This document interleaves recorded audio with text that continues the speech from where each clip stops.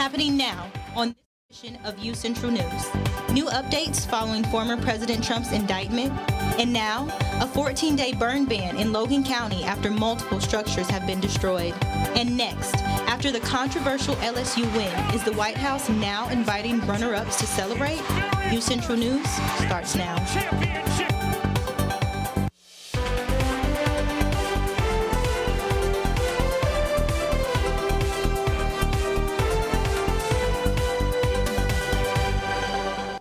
Thanks for joining us today. I'm Miracle Garrett. And I'm Jocelyn Schifferdecker here with UCentral News.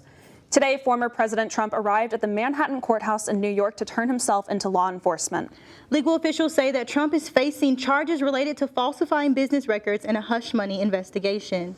UCentral's Emma Nichols has more.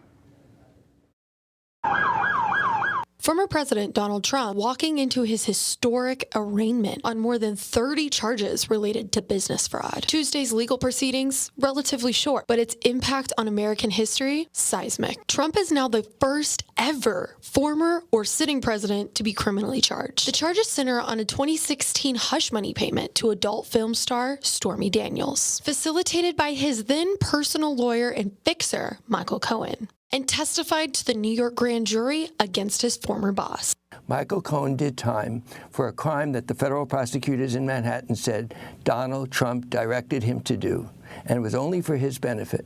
And so Michael Cohen did the time. Now it's time for equal justice. Trump is already looking ahead to the trial, posting Tuesday morning that it should be moved to Staten Island because Manhattan would be, quote, very unfair. Security around the New York City courthouse was ramped up ahead of Tuesday's arraignment, with overall peaceful crowds gathering both for and against Trump, including a brief appearance by one of his most vocal allies. President of the United States of America, and the government has been weaponized against him. He is not above the law. He should not be above the law. The analysis of whether or not he is or is not a former president should be irrelevant. Next step for Trump? He'll be back home at Mar-a-Lago Tuesday night, where his lawyers have said they will dissect every charge in a now unsealed indictment and plan their defense. Emma Nichols, UCentral News. Thank you, Emma. And today, the first public details of the charges have been released, which include more than 30 counts related to business fraud. And so far, Trump has pled not guilty to all 34 criminal charges against him. Those charges originate back from Trump's first presidential campaign in 2016.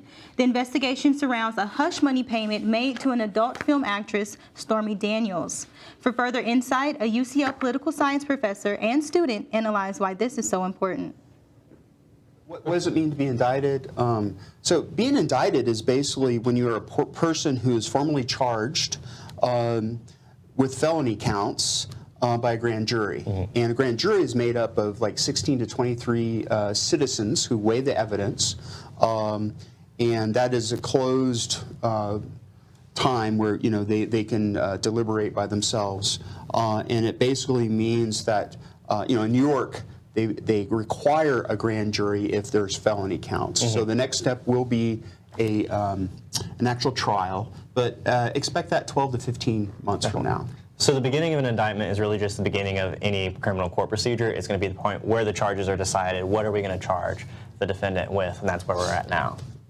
What's the next step after the indictment? So you know, it's kind of hard to say with 34 felony charges. I feel like right now we're just trying to throw things against the wall and see what sticks. I think there are going to be other opportunities for people to bring criminal charges against Mr. Trump. We're going to see things in Georgia with the election denial. We're going to see something possibly with Mar-a-Lago and the obstruction of justice and documents that were withheld. But right now, we're really just starting to see what's going to happen. Is there going to be a gag order in the court case where that means that people that are involved in the case itself in the criminal proceedings aren't allowed to talk about it outside of the court? Which is really important because tonight, Trump plans at around 8:15, something like that, is to do a public speech about all this. And if there's a gag order, he will get in trouble if he does this. If there's no gag order, then it's fine. It's just freedom of speech. And he's raised $7 million in the process, I think, last 48 hours, something like that. We're kind of in a really gray area right now where we don't really know what happens because this is the first time any former president has been charged with a crime. And really, April is really a month, that's a bad month for Trump because next month is the Letitia James Manhattan case when we're looking at where he basically potentially lied to the IRS as well as to other folks, making it look like he has more money, and then to the tax agency, I have less money, right? And so that's bad. The next case, or next week, that's next week. The week after that's the Dominion case. Not directly affected him, but there's a lot of embarrassing information that might pop out of that case. And the one after that is, and that's the 4th week of April, is going to be the Jean Carroll case, which is the harassment case. So he's got 4 weeks of this just constant courts are sticky criticism for him. Outside of the courtroom, Trump's lawyers say they'll have to fight to get the charges dropped despite Trump pleading not guilty. Attorney Todd Blanche says that Trump is frustrated and upset over the prosecutor turning the case into a completely political issue. We'll keep you updated as we find out more details, but first let's check in with UCentral's Mark Lowe for your first look at weather. Yeah, good afternoon, Broncos. It's been a warm and windy couple days here in the Edmond area. Today and yesterday especially, super hot, super muggy, super humid. So will that continue going on this week? I'm here to tell you it's not. Tonight we're going to have a cool down. It's going to be nice and sunny and nice and cool tomorrow, but that means it's also going to be kind of warm coming into this next weekend. So sunny weekend ahead, cool day tomorrow, but with that sunny weather coming up and those warmer temperatures, it's going to be a really just big time for red flag warnings. And what a red flag warning is just kind of keep an eye out for fire danger. Fire danger is super high. You saw that last weekend here in the Edmond area, especially OKC area was super smoky, super smoldering because of those fires that were north of Edmond. And there's now some on the west side of the state. So keep an eye on that. We'll keep you updated on those.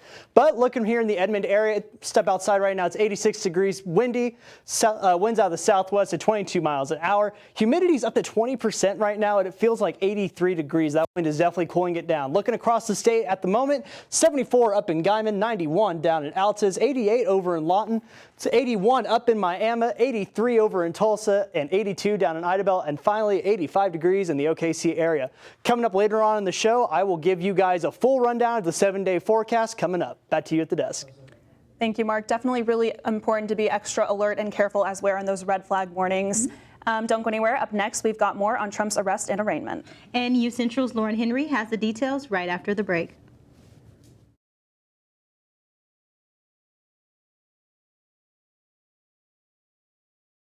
I was raised to believe in the power of possibility, to always move forward but never forget where I came from, to value hard work, ingenuity, and hospitality. On one hand, my people are rough and rugged. On the other, refined and elegant.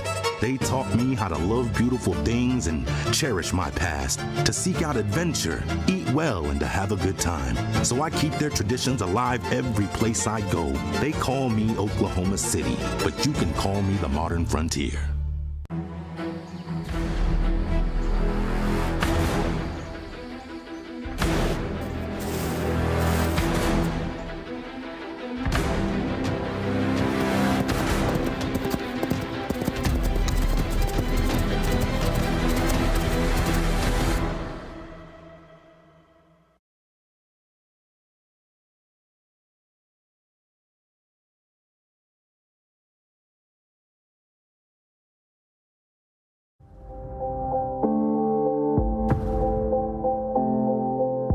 UCentral News as a whole, you got to be in those different areas, like being on camera, being off camera, being in the control room. And so I feel like that is what prepared me most about being in the workplace. UCentral and the Mass Comm department has provided me all the tools and the fundamentals that are needed in order to thrive well and thrive fast at my job. Maybe it's time to hit the road and visit a place where stories unfold. This is the land of the ultimate road trip, with sights old and new on Route 66. There's fun to be had, so much to do, and a few new surprises before you get through. Oklahoma has the most miles to share of Route 66. It's really quite rare. TravelOK.com will show you the way. Come see for yourself this iconic highway.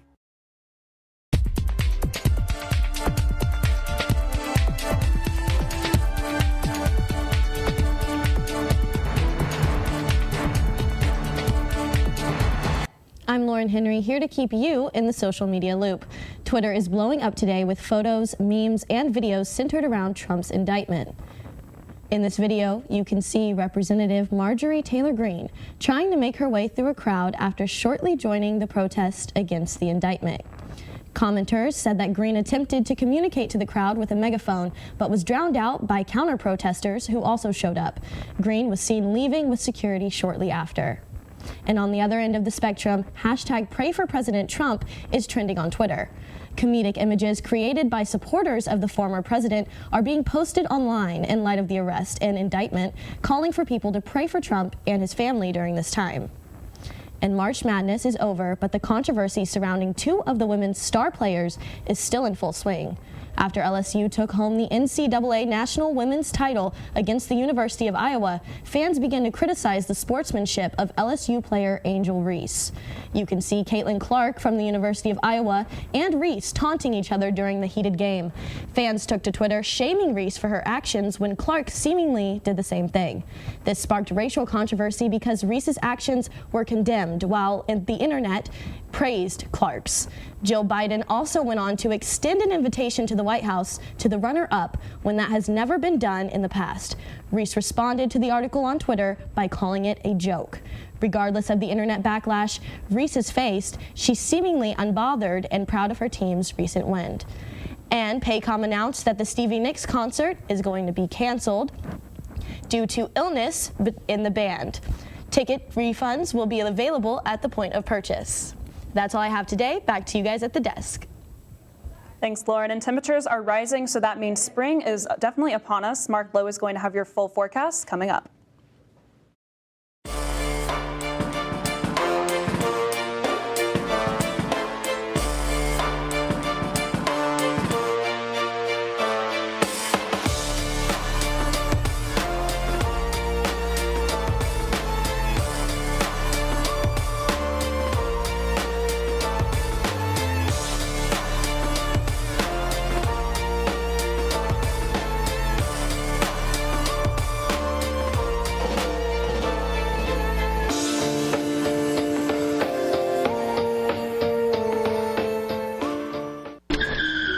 If I could go back and change it all, I would. I think I'm gonna miss you the most. I'm sorry. I'm so sorry. I'm so sorry. Or maybe it's just the little moments. If I could go back and change it all. If I could go back, I would. But I can't.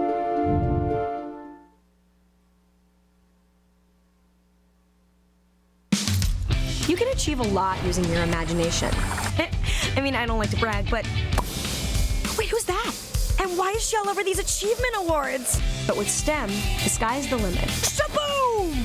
Use STEM to envision... Okay, I'm seeing it. Yeah. Invent... Got any ideas? I've got a few, actually. And create a better world. Told you she's super smart. If she can STEM, so can you. Find out more at She Can STEM. In the land of wonder and awe, you won't believe you see what you saw. Where there's something to do for young and for old, where stories are written and then they're retold. Visit Travelok.com today. Come see for yourself and come out to play.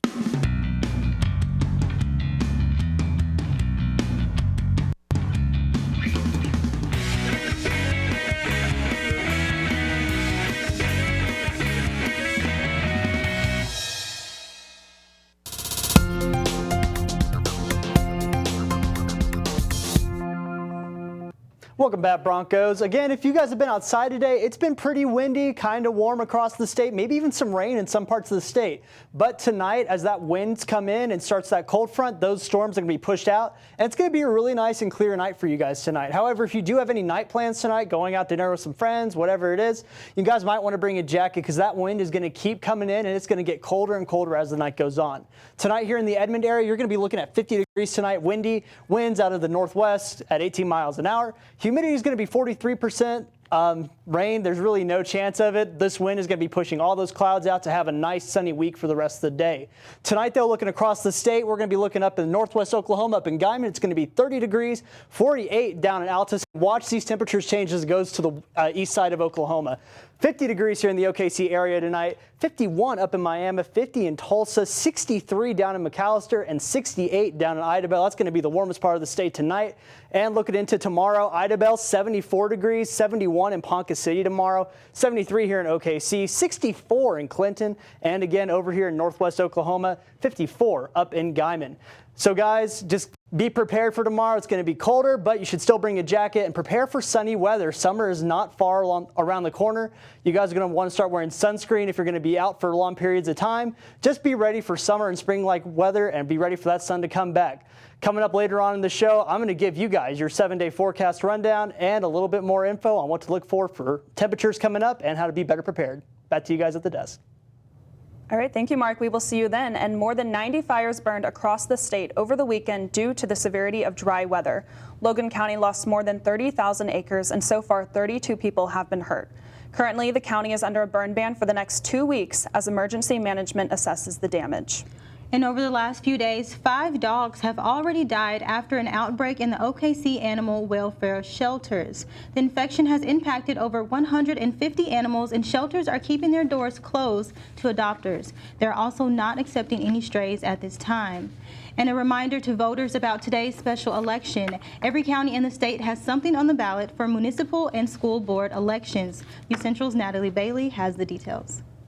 I'm here today in front of one of the many polling places here, and there are going to be several things that voters can vote on today. There's going to be a vote for mayor here in Edmond. There's going to be a vote for Oklahoma County Clerk, and there's also going to be a vote for primaries for the school board. Edmond voters can vote on the races for Oklahoma County Clerk, which is between Democrat Derek Scobie and Republican Marissa Treat. The race for Edmond mayor is between incumbent Darrell Davis and Brian Shellum.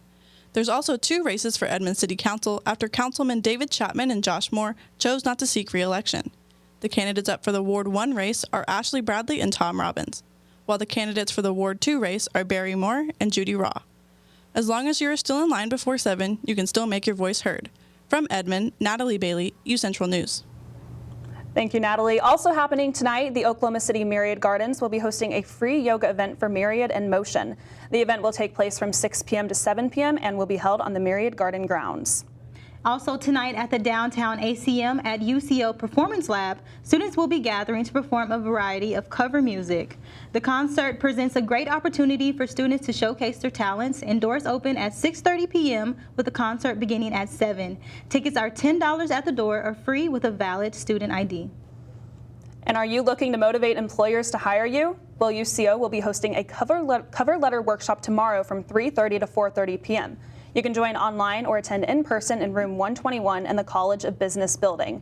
No pre-registration is required. Up next, UCentral's Peyton Scott talks Broncos men and women's golf, as well as baseball and softball. Don't go anywhere, Broncos. Keep it here.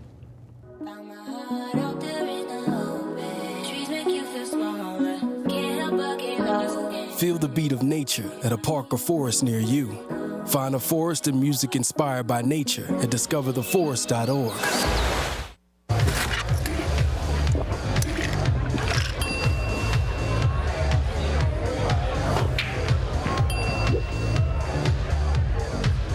If you need to do something to feel okay to drive, you're not okay to drive. Don't drive buzzed.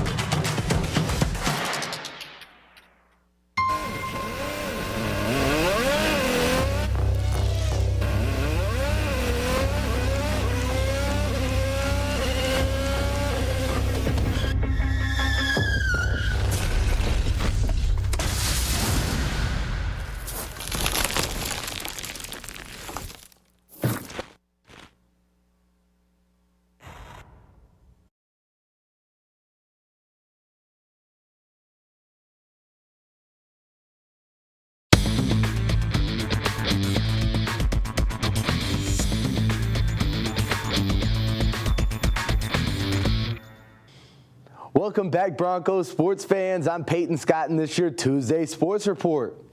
The Central baseball team visits Oklahoma Christian in Oklahoma City this evening for a midweek non-conference game.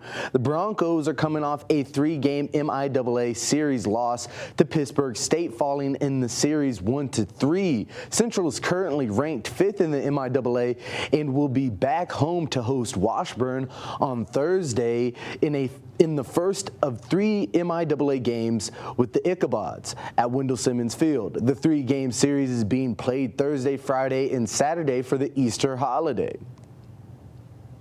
On to women's golf. In a highly competitive Newman Spring Invitational, the Central Oklahoma Broncos finished 5th with its most impressive 36-hole score of the season. UCO posted a 36-hole 593 to finish 5th. The 2 rounds are the Broncos' lowest scores of the season. Due to high winds on Tuesday, the first and the second rounds of the tournament were played Monday at Sand Creek Station. Central Oklahoma has just one more tournament in the regular season, and that's next weekend in Joplin, Missouri. The Broncos are playing Missouri Southern's Dr. Virginia's Last Classic, which will be held at Eagle Creek Golf Club in Joplin. That will also be the site of the 2023 MIAA Women's Golf Championship on April 24th through the 26th. Moving on to the men's golf team, after first day play at the Mule, Central Oklahoma's Caleb Kimmel shot a 66 to lead an afternoon charge. A 291 in the opening round left the Broncos tied for 13th, and they shot a 2-under 274 in the afternoon to move up 17 spots. 2 shots behind leader Bijami State after shooting an even par in consecutive rounds. Evan Griffin is tied for 6th, while Bennett Baldwin is tied for 11th in the individual race. A standout performance by Central Oklahoma junior Tatum Long over 4 games last week earned her MIAA Hitter of the Week honors. The league announced Monday Long led the Broncos this weekend. She hit .556 with 5 hits in 9 at-bats with a 1.33 slugging percentage. The junior first baseman slash designated hitter hit for 4 doubles, 1 home run, and 5 RBIs. She also drew walks, ending the week with a .667 on-base percentage. With a flawless 4-0 record last week, the number 4 ranked UCO softball team swept Southern Nazarene on Tuesday before taking 2 from league rival Newman over the weekend. The Broncos improved to 27-4 overall and 9-1 in MIAA play. Central Oklahoma is back this week against Lincoln on Friday and Central Missouri on Saturday. That's all for sports this Tuesday. Back to you guys at the desk. Thank you, Peyton. And up next, one last look at the weather and how UCO celebrates Native American culture right here on campus. Stay tuned.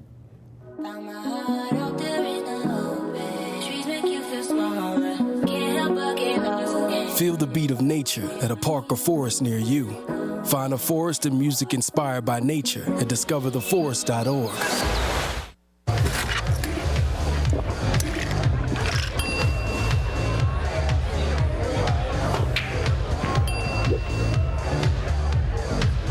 If you need to do something to feel okay to drive, you're not okay to drive. Don't drive buzzed.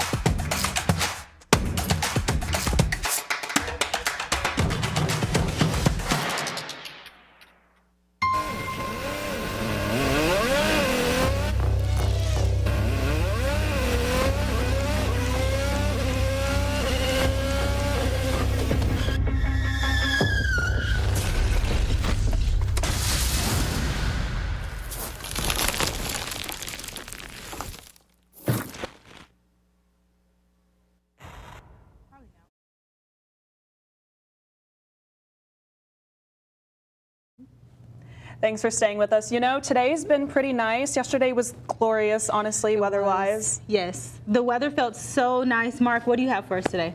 Well, guys, like I mentioned early on in the show, as you guys head out the door tomorrow, it's going to be a lot cooler. So let's take a look at how that's going to plan out for the rest of your day tomorrow. So starting off, as you guys head out the door tomorrow around 7 a.m., it's going to be 43 degrees, nice and cool to start off your Wednesday morning. If you guys are sending kids on the bus, just heading out yourself to work, make sure that you guys give them a light jacket because they're probably going to need it. Now coming on over to lunchtime, though, it's going to be 51 degrees, going to warm up just a little bit. If you're not used to the colder temperatures or just a naturally cold person, you still might want that light jacket, but it'll be 51 degrees, so go outside and enjoy those temperatures, guys. Tomorrow, though, it's going to be around 7 p.m. It's going to be 70 degrees. It's going to be really nice sunset. That's about the time the sun sets, and 7 a.m. is when the sun rises. So be sure that you guys enjoy those sunsets and sunrises as summer comes on. Those sunsets and sunrises are going to get earlier and later, you know, depending on if it's a sunrise or sunset. But it's going to be sunny all day tomorrow, going to be nice and warm. So be sure to go outside and enjoy those temperatures. Looking now at your 7-day forecast here in the Edmond area tomorrow, again, 73 degrees. It's going to be nice and sunny. 73 degrees is going to be the high.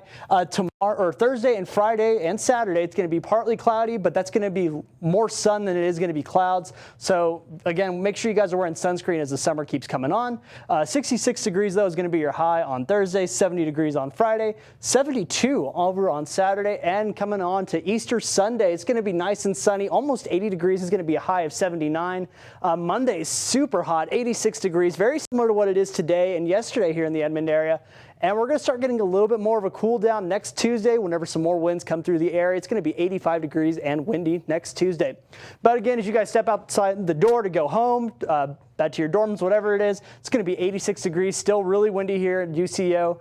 Winds out of the southwest at 22 miles an hour, humidity at 20%, and it feels like 83 degrees. Again, guys, with these warmer temperatures, it's going to be really, really inclement fire weather. So be sure that you guys have just really good precautions in place. And yeah, that's all I have for you guys for today. Back to y'all at the desk. All right, thank you, Mark. And over the weekend, the Native American Student Association hosted the 50th annual powwow right here on campus at the Hamilton Fieldhouse. UCentral's Jules Black has the details. Rhythmic foot movements, vibrant regalia, and cultural singing and dancing. People from all different Native American cultures and tribes gathered Saturday for UCO's annual powwow, put on by the Native American Student Association. I am Osage and Chickasaw, and so as a Native American, it has been important to me to participate in my culture, learn about my culture, and so one way of doing that is through powwows. This was Zipporah Hawkins, along with the rest of the executive board's first time putting on such a big event. It took a lot of team effort, it took a lot of teamwork. Luckily, we have a really good executive board that, you know, really put in their part, really helped out. This powwow featured a wide range of dances, such as a sweetheart dance, and of course, the competitions. Dancers from categories such as traditional and fancy dance competed for money prizes and showcased their cultural dance moves and regalia. And you just dance, and it goes from literally like 1 p.m. to like midnight sometimes, and it's just a really beautiful thing. You hear the drum, you hear the singing, you get food, you get to know other people, you can buy earrings, necklaces, anything like that. So it's a really beautiful thing, and it's open to all people, like not for Native Americans. The annual powwow is one of many ways the Native American Student Association hopes to bring cultural awareness to the UCO campus. Reporting from Edmond, Oklahoma, I'm Jules Black, UCentral News. Thank you, Jules. And we just want to remind you one last time, again, Oklahoma County is currently in a red flag warning, so make sure to avoid any activities that could potentially spark a fire. But that's all the time we have for tonight. Absolutely. I'm Lauren Henry. I'm Jocelyn Schifferdecker. I'm Miracle Garrett. And I'm Mark Lowe. You guys have a great night. Good job, guys.